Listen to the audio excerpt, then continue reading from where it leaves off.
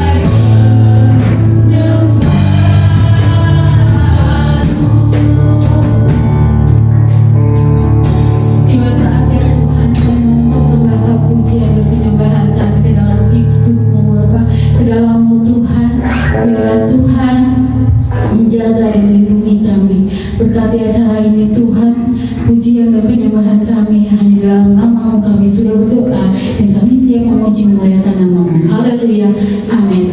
Kita sudah dipilih dari umat dari Tuhan. Bukan kita yang memilih Tuhan, tapi Tuhan yang memilih kita. Kita memiliki lagu ini sebagai bukti kita sudah dipilih oleh Tuhan. Kami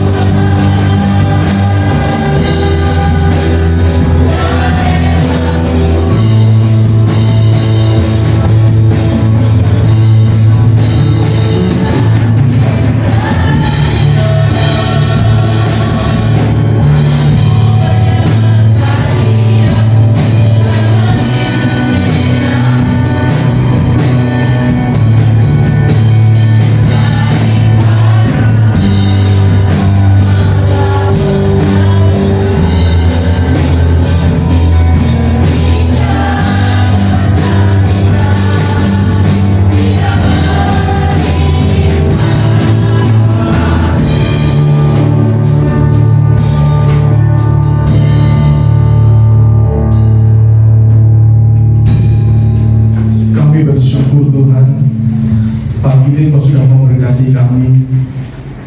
Pagi ini Engkau sudah menuntun kami menuju kemenangan demi kemenangan.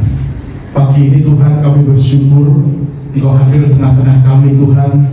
Engkau sudah mengurapi kami dan kami percaya Tuhan, ketika Engkau berkata-kata kepada setiap kami Tuhan melalui hamba Tuhan, Roh Kudus memampukan kami untuk kami boleh mengerti, memahami apa yang Tuhan mau, apa yang Tuhan kehendaki dalam kehidupan kami. Ajar kami Tuhan, dan kami percaya Tuhan, setiap perkataan Tuhan ada suara hati yang Tuhan menyatakan bagi setiap kami. Dan di dalam nama Tuhan Yesus yang siap dengar firman Tuhan, sama-sama kita katakan amin. Shalom. Shalom. Shalom. Shalom. Bapak yang dikasih Tuhan, di awal pelayanan kami di konseling, dulu saya pernah melayani satu keluarga, yaitu di mana keluarga itu ada di ujung perceraian. Jadi suami menuntut cerai istrinya. Istrinya adalah orang yang takut Tuhan. Nah, pada saat istrinya ini, saya mau diceraikan tapi dengan satu permintaan. Setiap malam bacakan saya satu pasal firman Tuhan. Setelah selesai silakan tuntut dalam perceraian itu. Dan tiap malam suaminya membacakan satu pasal dan tiba akhirnya di pasal yang terakhir dari firman Tuhan. Dan ketika masuk ke dalam persidangan, apa yang terjadi? Suaminya menemukan Tuhan, suaminya dipulihkan Tuhan, dan perceraian tidak terjadi. Dan hari ini pasangan itu menjadi keluarga konselor yang melayani pekerjaan Tuhan. Mereka melayani di bidang keluarga dan mereka diberkati Tuhan. Apa itu? Firman Tuhan mengubahkan keluarga itu, firman Tuhan memulihkan keluarga itu, dan firman Tuhan menyelamatkan keluarga itu. Nah, kita akan melihat satu bagian firman Tuhan, bagaimana firman Tuhan dan iman itu membentuk setiap orang percaya. Dan kita ini bulan Oktober adalah biasanya di gereja-gereja Presbyterian atau gereja-gereja seperti HKBP, GKJ, GKI itu memperingati hari reformasi. Nah, dalam reformasi gereja ada 95 tuntutan dari Martin Luther, dan 5 diantaranya ada sola fide, ada sola scriptura, ada sola gratia, ada sola Christo, satu lagi soli Deo gloria. Dan hari ini kita akan melihat sola fide dan sola scriptura hanya oleh iman dan hanya oleh firman Tuhan. Mari kita buka bagian firman Tuhan dari Roma pasal yang pertama. Roma pasal yang pertama kita membaca ayat yang ke-16 dan yang ke-17. Roma yang pertama kita membaca ayat yang ke-16 dan yang ke-17. Bisa bantu Mas Anton? Sebab itu aku mempunyai keyakinan yang kokoh dalam Injil, karena Injil adalah kekuatan Allah yang menyelamatkan setiap orang percaya, pertama-tama orang Yahudi, tetapi juga orang Yunani. Sebab di dalamnya nyata kebenaran Allah yang bertolak dari iman dan memimpin kepada iman, seperti ada tertulis, orang benar akan hidup oleh iman. Itu terjemahan yang saya ambil dari terjemahan baru yang ditulis di tahun 1974. Yang kedua, ada terjemahan lain, yaitu terjemahan lama yang ditulis tahun 1954. Karena tiadalah aku merasa malu mengaku Injil, karena ia itulah suatu kuasa Allah yang mendatangkan keselamatan kepada tiap-tiap orang yang percaya, terutama sekali kepada orang Yahudi dan kepada orang Girika juga. Karena di dalamnya itu kebenaran Allah dinyatakan daripada iman kepada iman, seperti yang telah tersurat bahwa orang benar akan hidup oleh iman. Saya akan melihat satu terjemahan lagi tahun 2008, yaitu Modified Alkitab Literal Translation.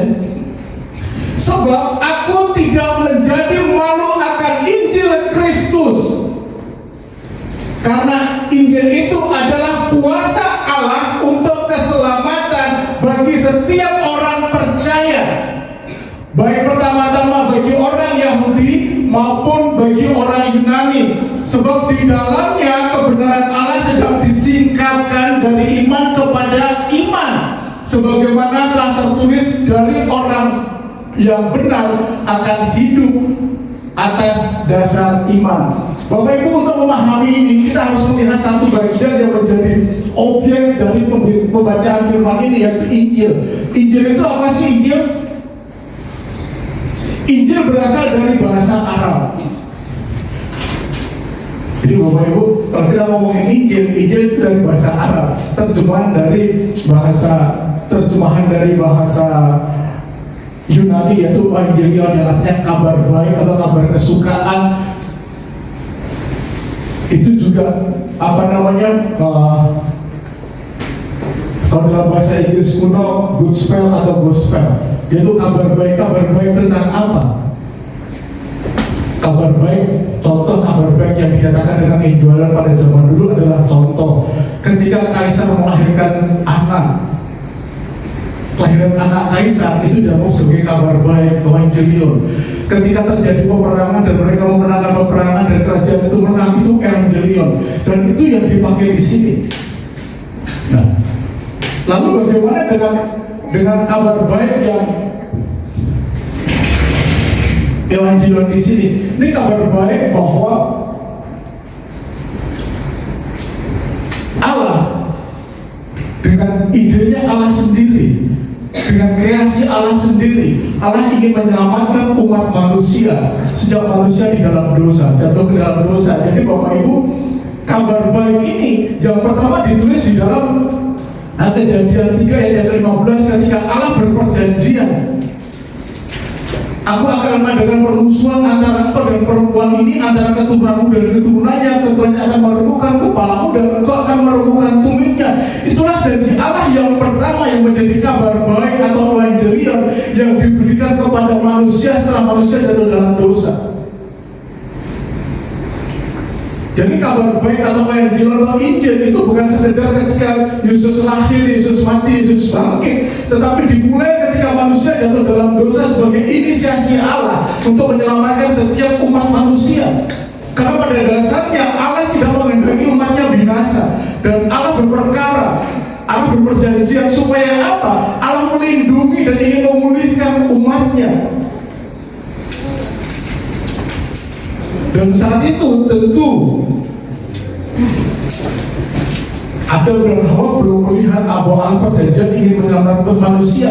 Tetapi harus kita pahami adalah Allah tidak menghendaki umat manusia, umat pilihannya binasa, sehingga Allah berperan aktif untuk menyelamatkan umat manusia. Lalu yang bertanya, mengapa Paulus memiliki keyakinan yang kokoh kepada Injil? Kenapa Paulus tidak malu memberitakan Injil? Kenapa Paulus dengan yakin bahwa Injil adalah perkataan Allah yang mau menyelamatkan umat manusia dari kejatuhan dalam dosa? Itu yang harus kita pahami. Jadi Bapak Ibu, kalau kita ngomongin Injil, Injil adalah kekuatan Allah seperti yang dikatakan tadi, bahwa Injil adalah kekuatan Allah yang menyelamatkan setiap orang percaya. Kabar baik yang dilakukan oleh Allah dalam upaya menyelamatkan umat manusia. Jadi Bapak Ibu, Paulus sangat tidak malu. Paulus tidak malu memberitakan Injil Kristus. Paulus memiliki keyakinan yang kokoh kepada Injil. Kenapa? Karena Injil adalah kekuatan Allah, karena Injil adalah kuasa Allah. Jadi Bapak Ibu, yang pertama tadi, bahwa aku tidak malu kepada Injil, karena Injil itu adalah kuasa Allah, dunamosnya Allah, dinamiknya Allah, yang siap untuk meledakkan kuasa dosa. Jadi Injil bukan sekedar 4 kitab, Injil, Matius, Markus, Lukas, Yohanes, tetapi Injil adalah kuasa Allah. Injil adalah Allah itu sendiri. Kuasa untuk apa? setiap tulisan yang diilhamkan Allah memang bermanfaat untuk mengajar, memiliki kuasa untuk mengajar. Mengajar kepada apa? Mengajar setiap manusia untuk berjalan seturut dengan kehendak Allah, mengajar manusia untuk memahami bahwa Allah adalah Allah yang tidak berdiam diri ketika manusia jatuh dalam dosa. Mengajar untuk apa? Mengajar setiap manusia kembali kepada rancangan Allah, mengajar manusia untuk hidup seturut dengan kehendak Allah. Selain itu, firman Allah, Injil, untuk menyatakan kesalahan dan untuk memperbaiki kelakuan. Bapak Ibu, ketika manusia jatuh dalam dosa, manusia jatuh di dalam kematian yang kekal, dan Allah menyatakan kesalahan itu. Setiap kita, ketika kita jatuh dalam dosa, maka setiap apa yang kita lakukan, seringkali kita berorientasi kepada dosa. Kenapa? Ketika manusia jatuh dalam dosa, manusia memiliki natur dosa, memiliki keinginan untuk melakukan dosa, dan Allah mengajar, Allah memperbaiki itu semua. Kenapa? Karena tujuan utama dari Allah adalah mendidik setiap umat pilihannya untuk hidup di dalam kebenaran. Kenapa? Karena orang benar akan hidup oleh imannya, orang benar akan hidup oleh percayanya. Dan Injil berkuasa untuk melakukan itu. Injil bermanfaat untuk mengajar, untuk menyatakan kesalahan, untuk memperbaiki kelakuan, dan untuk mendidik orang dalam kebenaran. Jadi Bapak Ibu, firman Tuhan, Alkitab, Injil Kristus adalah standar hidup bagi orang percaya. Jadi standar kita bukan buku ABCD, bukan kata orang, bukan kata bla bla bla, bahkan kata pendeta sekalipun, tetapi standar hidup kita adalah setiap perkataan yang dari Tuhan. Standar hidup kita adalah Alkitab. Kenapa? Karena Alkitab adalah suatu kebenaran. Alkitab adalah kebenaran Allah. Alkitab adalah kuasa Allah, dan Alkitab tidak pernah salah.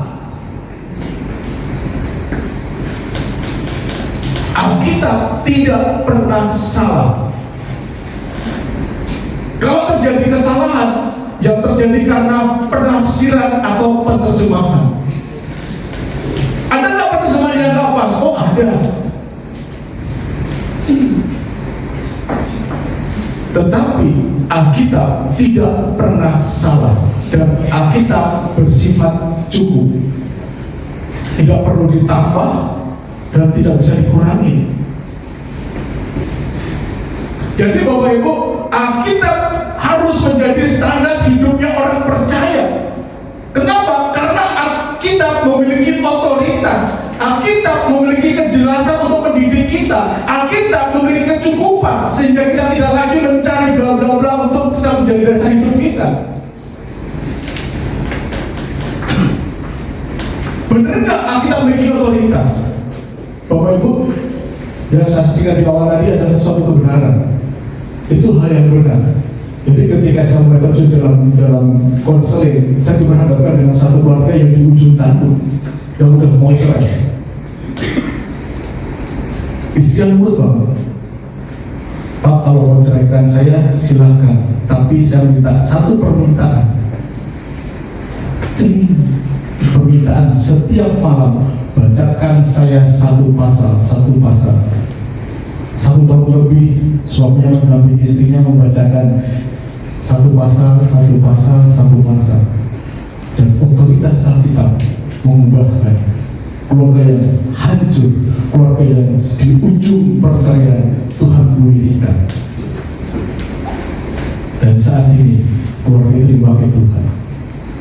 Kenapa? Alkitab memiliki otoritas, Alkitab memiliki kejelasan,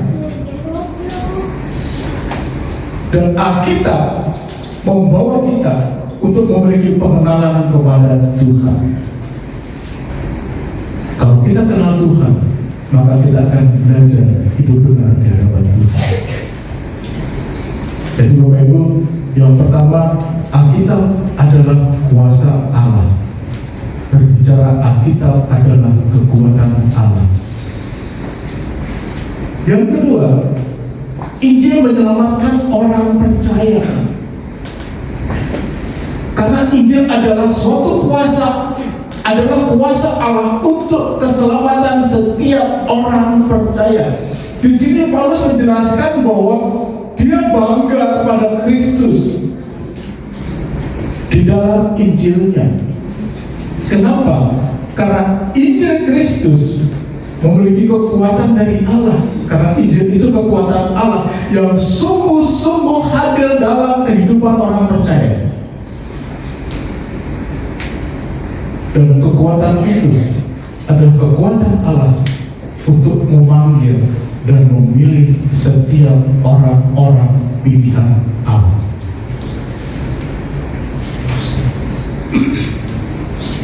Alkitab menyelamatkan kita karena Alkitab itu, firman itu adalah Allah sendiri, dan Allah berotoritas memilih setiap kita tanpa dipengaruhi oleh apapun. Kita dipilih bukan karena kita pintar, kita dipilih bukan karena kita jagoan, kita dipilih bukan kita ganteng, kita cakep, tapi kita dipilih suka-sukanya Tuhan.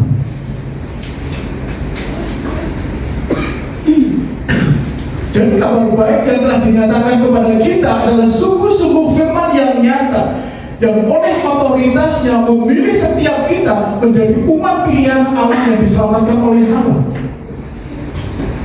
Jadi Bapak Ibu, kita menjadi satu bagian dari pilihan Allah. Kalau kita percaya dan hidup oleh percaya itu bukan karena kepintaran kita, bukan karena kemampuan kita, tapi karena Allah mau setiap umat ciptaannya memperoleh hidup dan kekal. Dan itu dibuktikan bahwa setiap kita yang jatuh, yang harusnya hidup dalam kematian, hidup di dalam kematian yang kekal, dipilih oleh Allah, diselamatkan oleh Allah, sehingga kita menjadi bagian dari pribadi-pribadi yang memiliki jaminan hidup yang kekal. Kalau kita berbicara kekuatan Allah, kita berbicara kebenaran. Kebenaran apa? Kebenaran bahwa Allah adalah Allah yang benar, Allah yang adil. Kalau Allah menyelamatkan, kenapa Allah menghukum? Ya karena itu keadilan Allah. Kalau Allah tidak menghukum, Allah nggak adil. Allah murka kepada setiap dosa. Allah memurkai kita karena kejahatan kita. Allah yang seharusnya menghukum kita kepada kematian kekal, Allah melalui dirinya sendiri mengorbankan anaknya yang tunggal, yaitu Yesus Kristus, mati di atas kayu salib. Supaya apa? Supaya kita menjadi kebenaran dan menjadi bagian dari keadilan Allah. Jadi kalau Injil menyelamatkan orang percaya, Allah menyelamatkan orang percaya, itu kita menjadi bagian dari keadilan Allah. Kita yang seharusnya binasa, kita yang harusnya mendapatkan penghukuman yang kekal, Allah adalah Allah yang benar, Allah adalah Allah yang adil. Sehingga ketika kita dipilih oleh Allah, diselamatkan melalui kurban di atas kayu salib, kita menjadi bagian dari keadilan Allah. Jadi kalau kita dipilih, itu keadilan Allah. Jadi Bapak Ibu, kalau kita dipilih oleh Allah yang benar menjadi bagian dari keadilan itu, maka kita menjadi orang-orang tertentu yang diluputkan dari murka Allah oleh Allah itu sendiri. Allah tidak pernah melihat latar belakang kita seperti apa.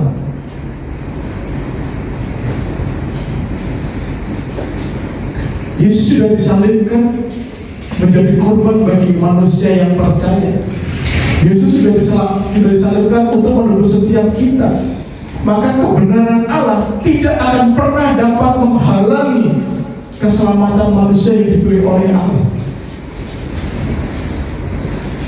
Jadi Bapak Ibu, dengan Injil Kristus, Injil yang menyelamatkan orang percaya, Allah yang benar meniadakan murkanya yang layaknya harus kita terima, yang harusnya kita terima. Dan karya keselamatan itu ditujukan bagi semua orang percaya, baik itu orang Yahudi maupun orang-orang Yunani. Jadi Bapak Ibu, Paulus memiliki keyakinan yang kokoh akan Injil, karena Injil itu untuk semua orang, untuk setiap orang percaya. Kabar baik diberikan kepada dunia, tetapi dunia tidak merespon kabar baik itu. Karena keselamatan Tuhan ditawarkan kepada seluruh umat manusia, tetapi itu tidak diresponi.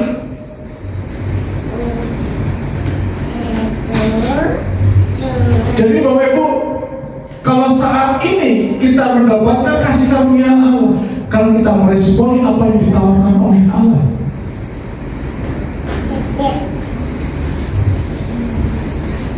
Allah mau tukar guling dengan kita. Tukar gulingnya apa? Kematian kita ditukar oleh kehidupan yang kekal oleh Allah.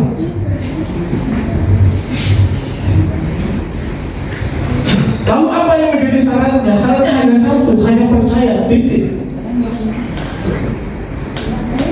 Kita percaya kepada Kristus Yesus yang didasari oleh iman kita. Jadi Bapak Ibu, kalau kita boleh memiliki iman yang bertumbuh, kita harus mengenal Allah. Melalui apa? Melalui pendengaran akan firman, melalui pergumulan akan firman. Jadi Bapak Ibu, setiap kita menjadi objek dari keselamatan Allah. Jadi kita adalah targetnya Allah.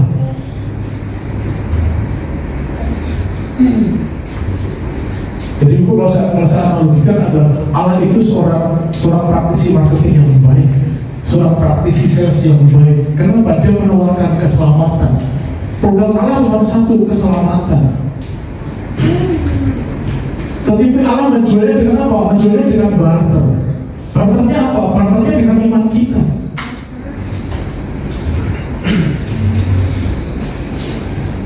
Mau nggak kita membayar keselamatan dengan iman kita?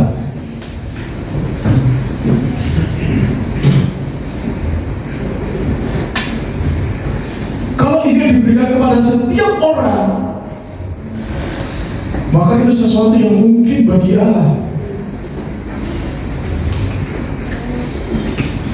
Kenapa Injil ditawarkan kepada setiap orang?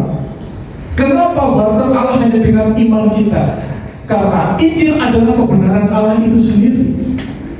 Allah yang benar, Allah yang adil. Dan Injil adalah bagian dari landasan orang percaya. Jadi Bapak Ibu, manusia dibenarkan bukan karena perbaikan kita, karena ketangguhan kita, tapi keselamatan yang dikerjakan oleh Kristus Yesus itu sendiri. Anugerah dari Allah, 100% anugerah, gak ada pengaruh dari apa yang kita kerjakan.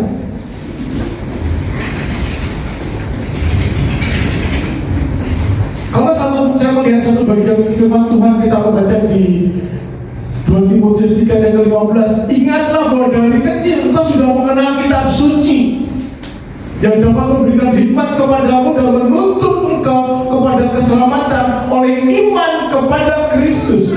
Dan iman itu didasari oleh kebenaran oleh Allah, kebenaran firman Allah, kebenaran Allah. Jadi kalau Injil, Alkitab membawa pertumbuhan iman, karena Injil adalah kebenaran Allah. Iman tumbuh dari pendengaran akan firman Tuhan, karena firman itu adalah kebenaran. Ini artinya bahwa melalui iman kepada Kristus, tegas dan jelas bahwa setiap ajaran firman Tuhan mengajarkan kita bahwa kita dibenarkan oleh percaya kepada Kristus, dan kita dibenarkan karena kita mengenal kebenaran itu sendiri, dan kebenaran itu adalah Allah, kebenaran itu adalah firman Allah. Nah, lalu apa yang dimaksud dengan kebenaran Allah di sini? Kebenaran Allah di sini berbicara bahwa Allah yang setia itu karena perjanjiannya yang kekal yang telah diikatkan kepada bangsa Israel. Walaupun umatnya menyimpang dari perjanjian, walaupun bangsa Israel tegar tengkuk, tetapi Allah tetap menyelamatkan bangsa Israel, bukan karena mendengar atau melanggar hukum keadilannya, tetapi semuanya semata-mata karena kasih karunia Allah.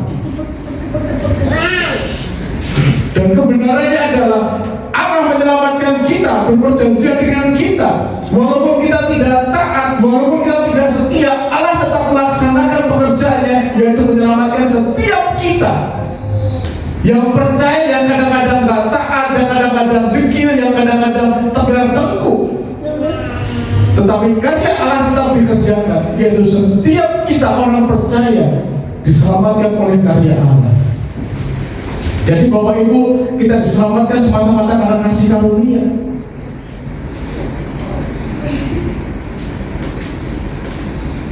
Jadi Bapak Ibu, kebenaran bukan berarti kita tidak bersalah, tetapi kebenaran Allah merupakan kebenaran yang memiliki sifat yang benar.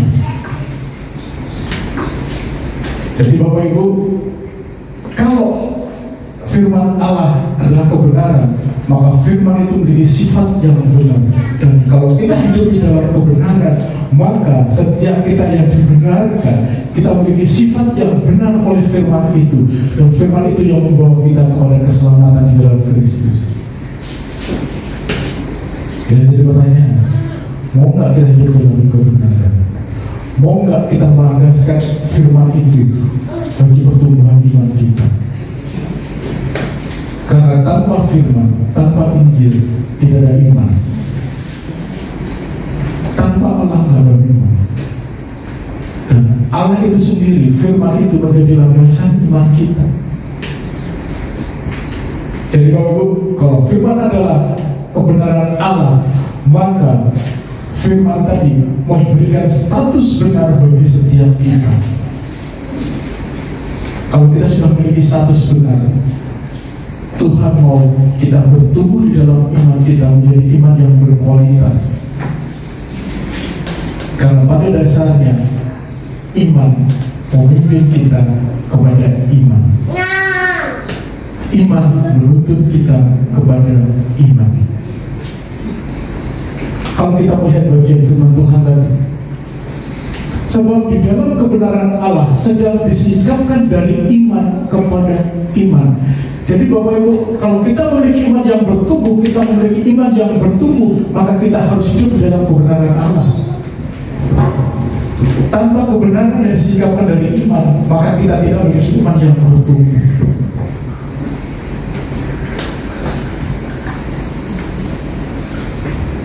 Firman Tuhan menjadi landasan bagi iman kita.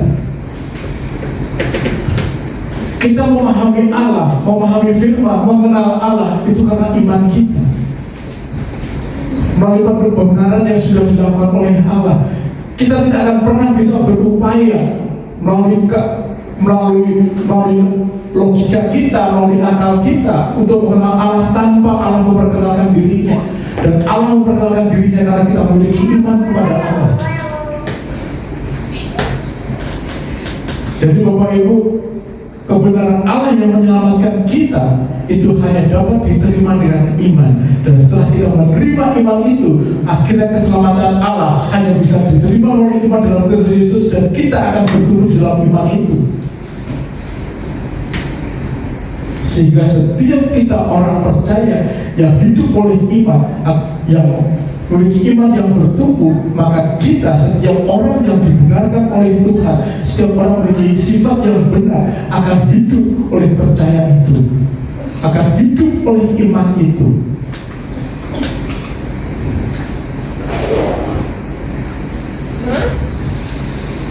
Injil Kristus yang kita pahami, yang kita kenal, merupakan puncak dari kemenangan Allah. Injil yang menyatakan kematian Kristus, kebangkitan yang sudah membawa kita ke dalam keselamatan yang kekal, itulah kemenangan yang sudah diberikan Allah kepada setiap kita.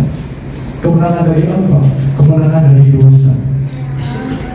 Setiap orang percaya yang menerima Allah, menerima firman itu, menerima Injil itu, itulah puncak kemenangan bagi orang percaya.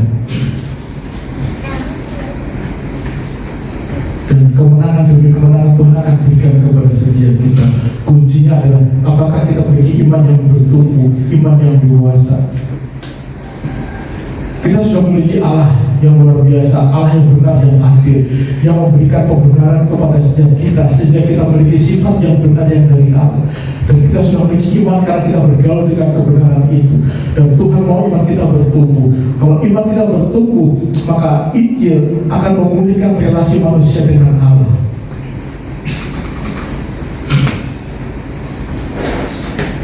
Injil Kristus akan memulihkan relasi manusia dengan Allah.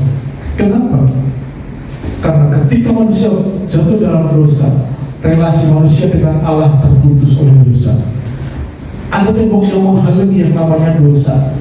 Tetapi oleh pembenaran dari Allah, orang benar sudah menjadi benar di hadapan Allah karena imannya, dan mereka akan menjadi pribadi yang akan hidup di dalam kebenaran itu. Relasi manusia dan Allah dipulihkan, sehingga kita dapat menjumpai Allah dimanapun, setiap saat, tanpa dibatasi oleh waktu dan tempat. Jadi Bapak Ibu, kita sudah bersatu dengan Allah melalui kematiannya, dan kita dibangkitkan bersama-sama Allah di dalam kebangkitannya. Artinya bahwa setiap kita sudah tidak ada jarak dengan Allah.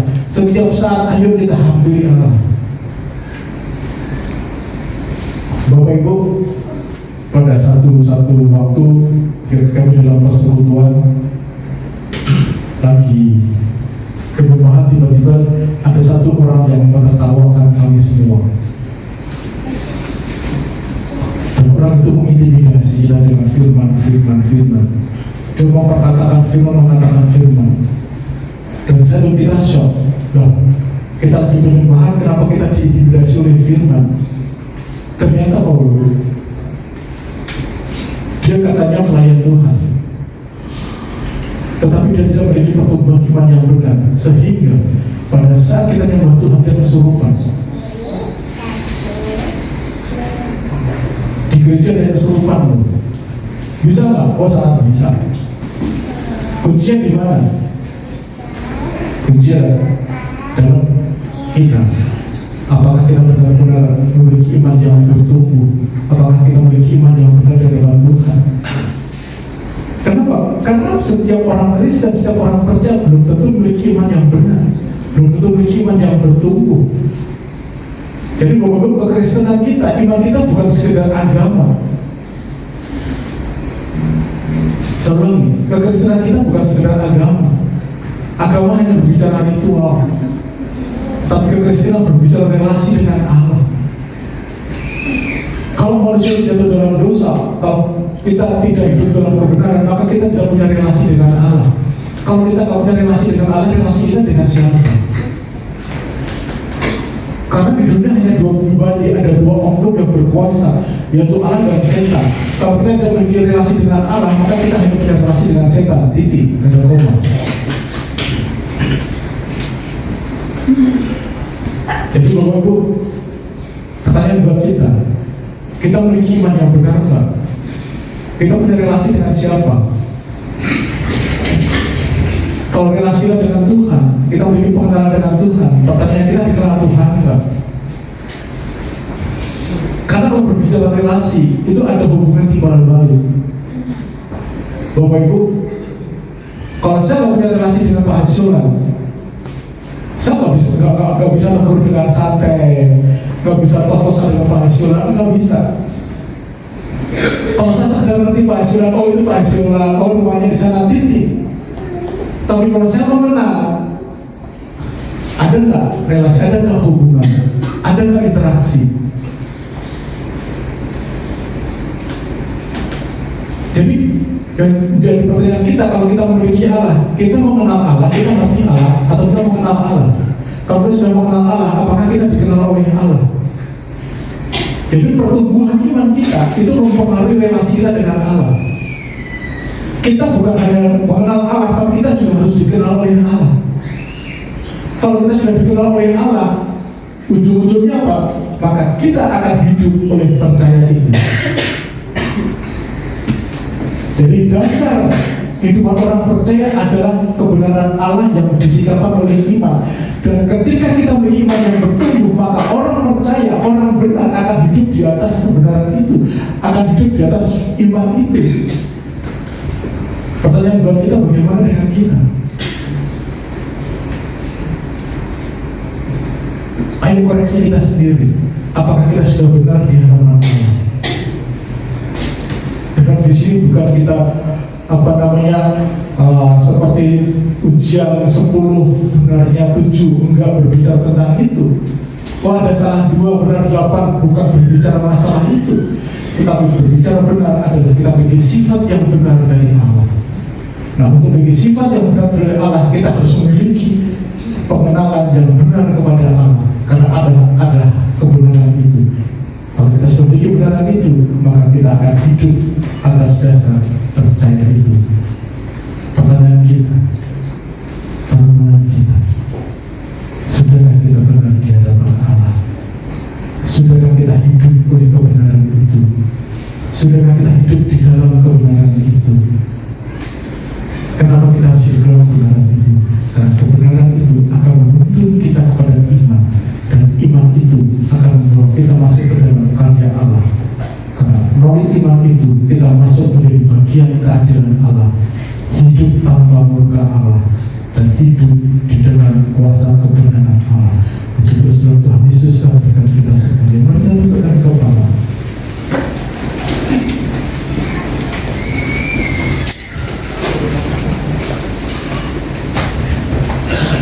Kami bersyukur Tuhan. Pagi kami diajar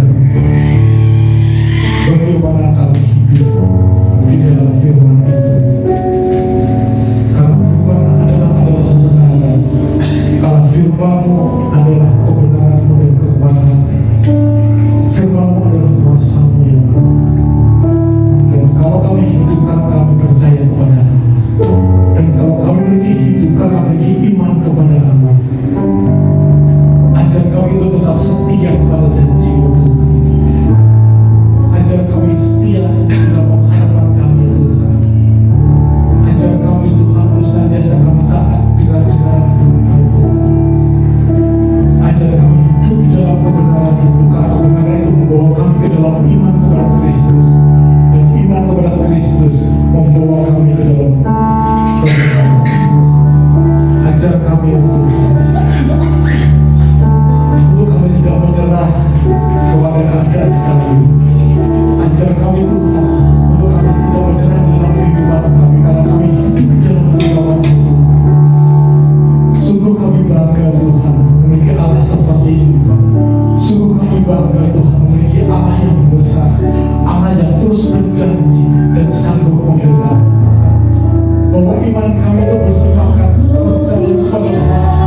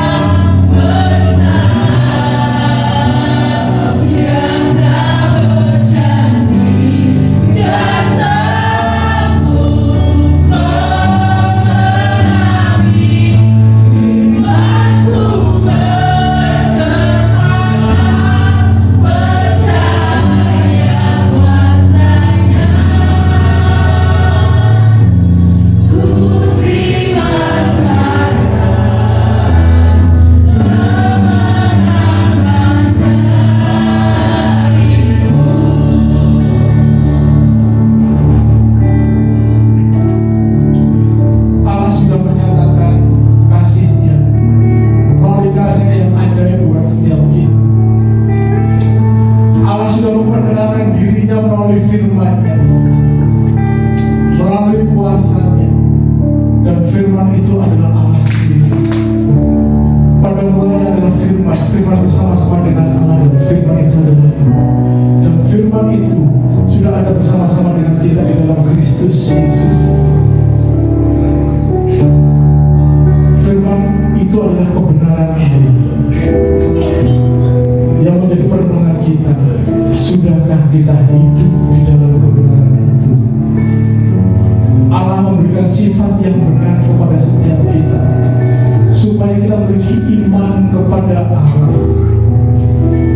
Dan firman-Nya memperkenalkan firman iman itu kepada kita, supaya kita memiliki iman yang benar di hadapan Allah. Ketika kita memiliki iman yang benar di hadapan Allah, maka kita akan hidup di dalam iman itu dan hidup di atas percaya itu, hidup dalam percaya kepada Allah. Allah sudah memberikan firman-Nya kepada kita, Allah sudah memberikan iman-Nya kepada kita, Allah sudah memperkenalkan diri-Nya kepada kita. Yang menjadi permohonan kita, mohonlah kita sungguh-sungguh percaya kepada Allah.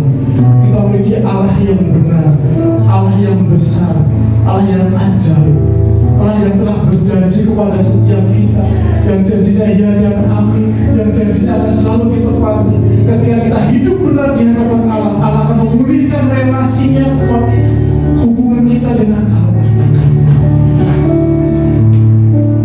Siapapun kita saat ini, apapun keadaan kita saat ini, percaya Allah mau memulihkan relasi kita dengannya.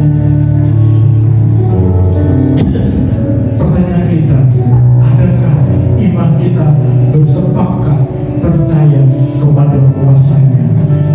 Ketika kita bersepakat dengan Allah, maka kita akan menerima kemenangan demi kemenangan. Aku punya Tuhan yang benar.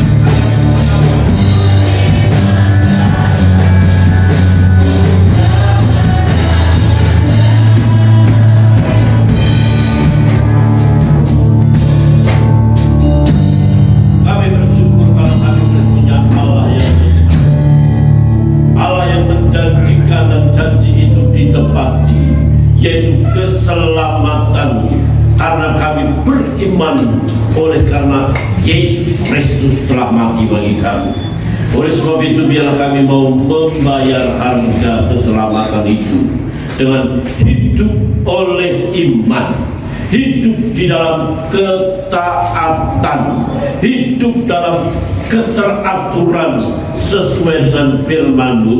Sebab firman-Mu mengajar kami, menyatakan kesalahan, meluruskan, memperbaiki dalam kebenaran. Berkati hamba-Mu Bapak Yohanes Lulu yang sudah menyampaikan firman-Mu. Kuasa urapan hikmat wibawa semakin Tuhan tambahkan untuk menjadi berkat dalam pelayanan di tempat ini khususnya. Bapak terima kasih. Doa kami buat istri, anak-anaknya diberkati Tuhan, usahanya dibuatnya berhasil, sehingga sungguh menjadi berkat buat pelayanan di tempat ini khususnya. Doa dan pergumulan keluarganya kami serahkan dalam tangan Tuhan. Kami percaya Tuhan mendengar. Bapak terima kasih. Hamba mengangkat tangan bagi jemaat Tuhan yang hadir. Seberapa jemaat-Mu yang ada, sungguh Tuhan bukan hanya mengenal kami, Engkau mengenal pergumulan kami.